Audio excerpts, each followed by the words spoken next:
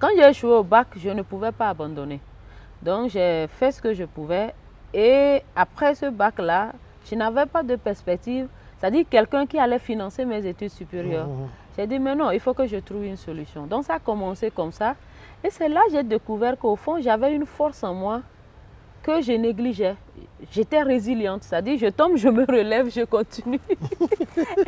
C'est ça, Et oui. bizarrement, je n'étais pas une femme spécialement qui était à l'aise devant les micros et tout. Bon, je n'ai pas connu ce monde. Même à l'école, je me rappelle, j'avais fait une mauvaise expérience. C'était au collège. Mes amis m'ont poussé à me présenter aux élections de major de la classe. Je me présente, ils ne m'ont pas voté. J'ai échoué. Et je n'ai pas supporté ça. Donc, les rôles de leadership, je ne voulais pas parce que je n'aime pas l'échec. Voilà. Du coup, alors, ça a commencé quand, au fur et à mesure, je sentais que je devais faire plus, je devais aller chercher des ressources plus. Je n'avais pas forcément de repères. Aujourd'hui, quand je regarde 15 ans par derrière, je n'avais vraiment pas quelqu'un qui pouvait me guider, me dit ça, fais ci, fais ça.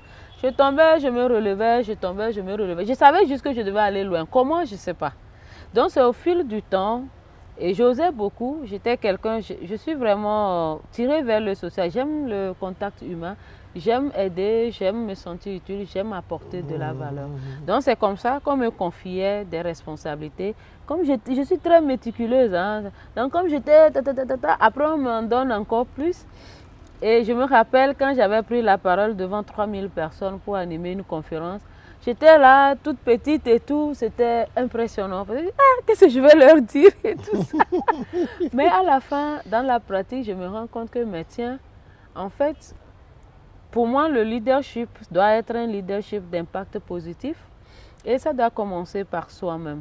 Donc, comment je pouvais impacter ma vie de sorte à ce que je donne envie aux autres de faire pareil. Donc, c'était beaucoup plus ça. Et au fur et à mesure, j'ai rencontré heureusement des gens et ça, je tiens beaucoup à remercier toutes ces personnes qui m'ont rencontré sur ma voie, qui m'ont aidé, qui m'ont donné des conseils, qui m'ont soutenu financièrement, moralement, en termes d'idées. Et voilà, je suis vraiment le pur produit des gens que je ne connaissais pas spécialement, en tout cas pas tous, qui m'ont tendu la main. Ah, oui. Donc voilà comment les choses se sont enchaînées. Super. Après, j'ai fait mon master. Après le master, j'ai été retenue par un programme de la CEDEAO où j'étais devenue, enfin j'ai suivi une formation d'expertise qu'on appelle BRIDGE, Building Resources in Governance and Election, donc pour devenir une experte qui forme sur les questions de gouvernance, d'élection.